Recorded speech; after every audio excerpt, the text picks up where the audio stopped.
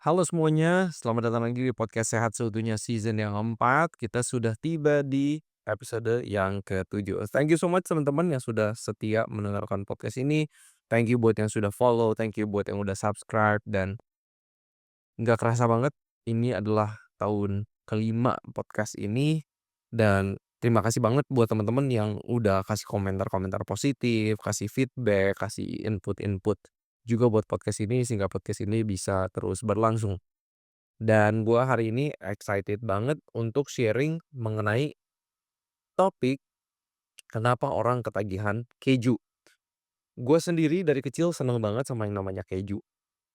Gua dari kecil seneng banget sama yang namanya cheesecake, sesuatu yang pakai toppingnya keju. Lu makan jasuke ya dibilangnya di sini, jagung susu keju yang banyak lah di mall-mall dari gua kecil juga ada gitu jasuke itu dan gua tuh keju suka banget gitu. Tapi di satu sisi somehow gue suka berpikir pas gua kecil adalah, kenapa gua tuh seneng banget, demen banget sama keju.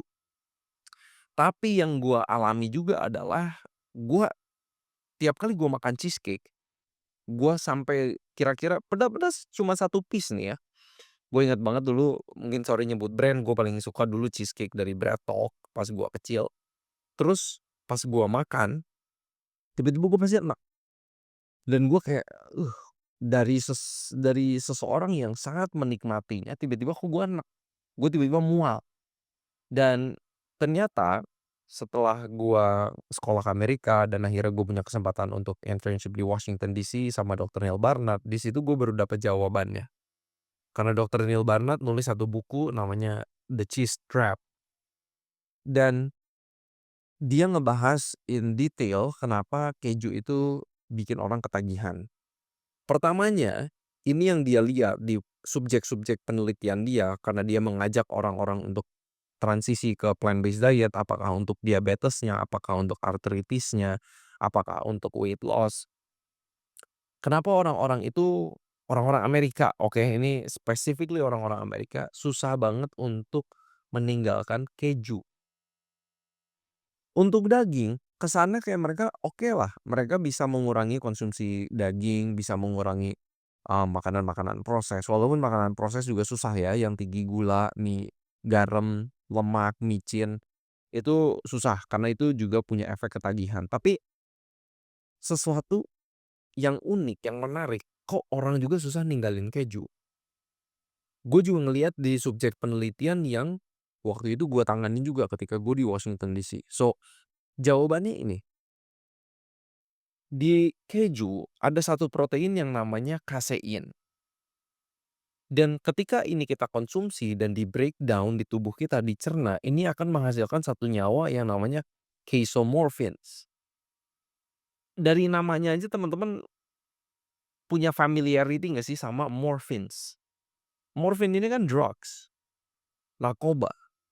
Tapi keju ini ada senyawa yang hasil breakdown dari kasein ini yang jadi namanya casomorphins.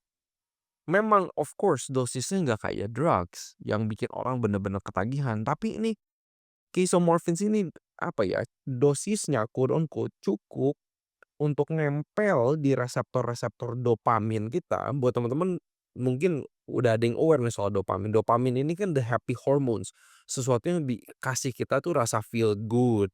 Kayak kalau kita lagi olahraga, kita berbuat baik, itu ada dopamin yang keluar. Tapi juga buruknya ada juga dopamin yang keluar ketika kita menggunakan sosial media. Anyway, tapi casomorphins ini bisa nempel ke reseptor-reseptor dopamin dan itu kasih kita juga rasa feel good. Orang-orang ketika mereka makan keju itu, wah, happy.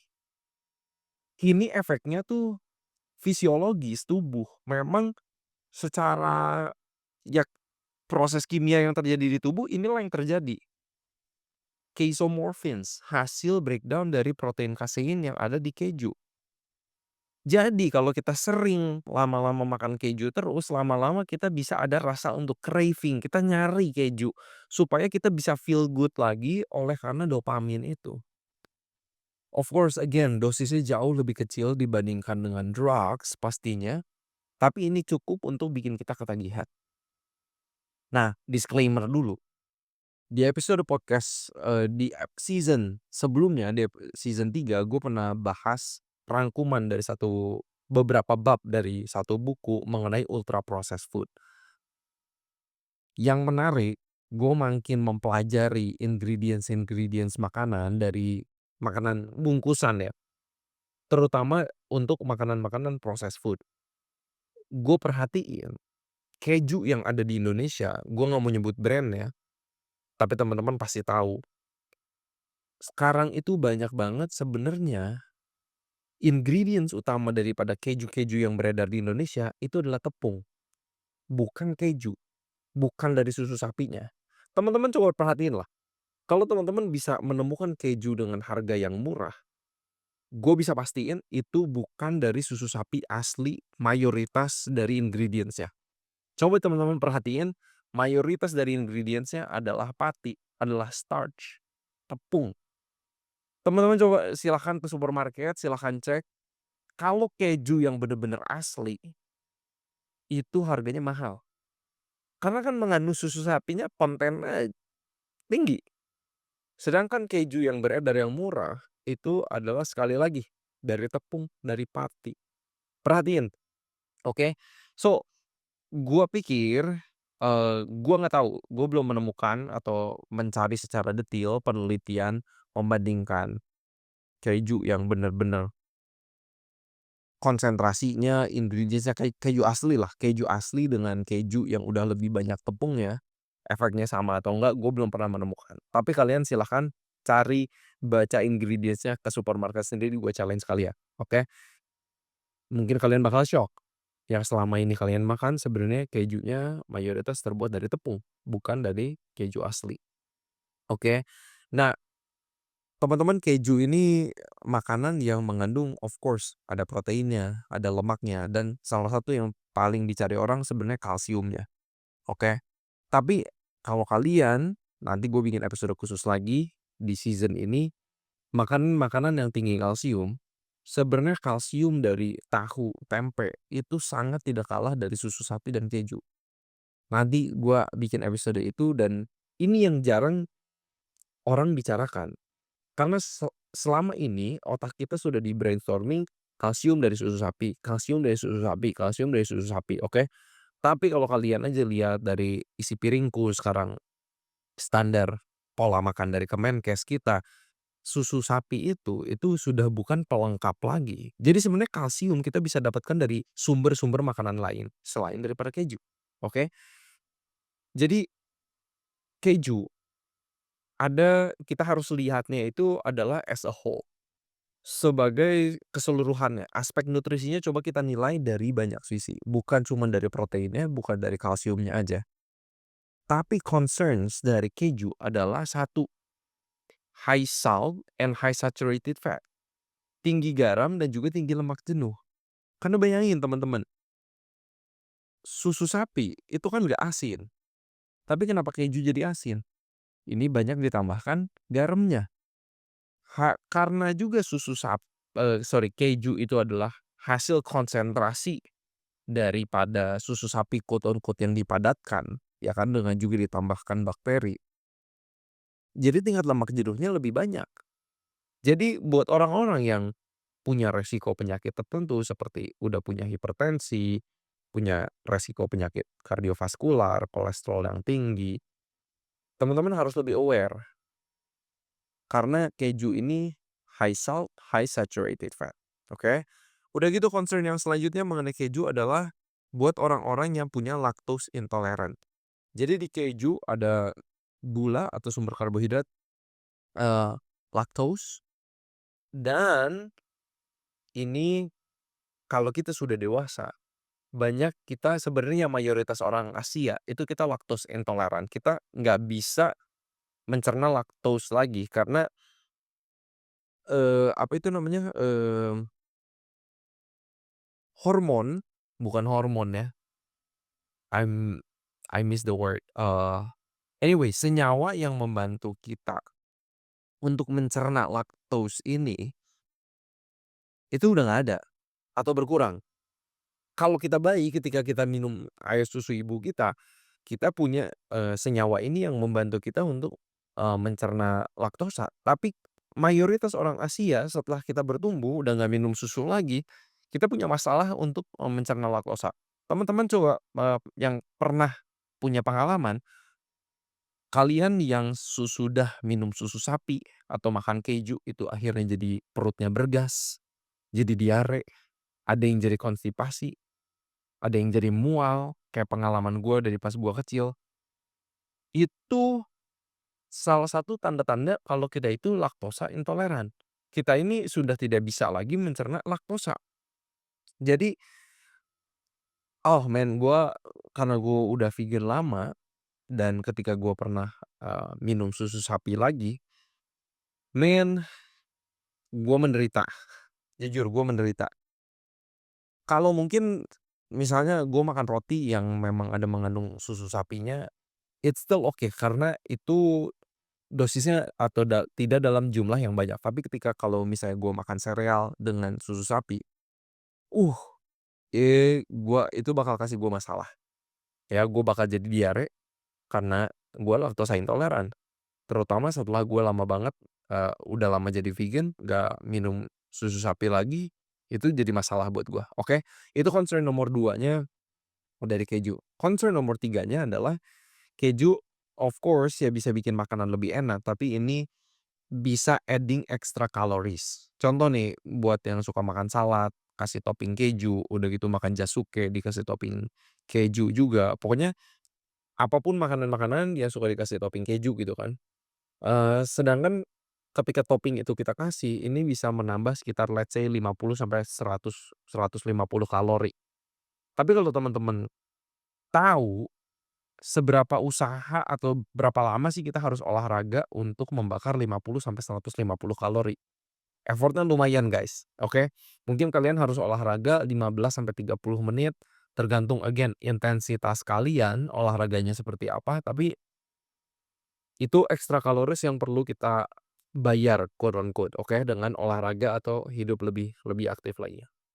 Oke, concern yang keempat dari keju adalah di beberapa orang keju itu bisa kasih migrain, bisa kasih headache. Ini gue, kutip by the way dari penelitian di tahun 2024, "Dairy and headache, what is the connection?" Nanti gue kasih link, penelitiannya di setiap deskripsi podcast ini. Tapi mereka melihat bahwa ini di beberapa orang keju ini bisa men-trigger migrain. Dan gue dapat informasi ini pertamanya dari seorang dokter, saraf yang di rumah sakit tempat gua kerja dulu. Dia bukan vegan, disclaimer, oke, dia bukan vegetarian, tapi dia tahu fakta ini karena emang penelitiannya ada. Jadi mereka masih belum mengerti mekanismenya dengan sepenuhnya. Kenapa sih keju bisa bikin seseorang itu migrain? Nggak semua by the way, di beberapa orang, tapi kemungkinan dari senyawa tyramine, oke? Catat aja namanya tyramine, ini salah satu senyawa yang dicurigai dari keju yang bisa mencetuskan migrain atau bisa nge-trigger migrain di beberapa orang, oke? Lalu yang kelima ini terakhir concern dari keju adalah ternyata keju dan bukan hanya keju, eee, susu sapi juga ini bisa men-trigger sinus congestion. Kita jadi mampet. Jadi mucus lendir yang diproduksi oleh sinus kita, oke, itu jadi lebih banyak. Walaupun beberapa penelitian mencatat ini, mereka masih menganggap hasil penelitiannya nggak 100% solid, karena nggak semua orang juga mengalami ini. Tapi gua dulu kalau gua nge-reflect pengalaman gua secara pribadi, gue suka banget keju, gue suka banget susu sapi ketika gua kecil. Di situ gua emang gampang berlendir. Lendir gua, ingus gua itu jauh lebih banyak. Kalau gua, oke. Gua nggak bilang ini kalian mengalami hal yang sama, tapi siapa tahu kalau kalian mengalami ini pagi-pagi kalian berlendir terus, selalu ada ingus padahal bukan pilek, oke. Kalian siapa tahu mau coba eksperimen, kurangin dairy kalian, kurangin keju, kurangin susu sapi, and see if it works, oke? Coba aja, nggak ada salahnya nyoba kan. Eksperimen aja, seminggu, 2 minggu, 3 minggu kalian hidup tanpa keju, tanpa dairy products, and see the difference, oke? Dan gue juga mau bacain dari penelitian yang lain, konklusi. Mereka bikin sebuah review mengenai keju.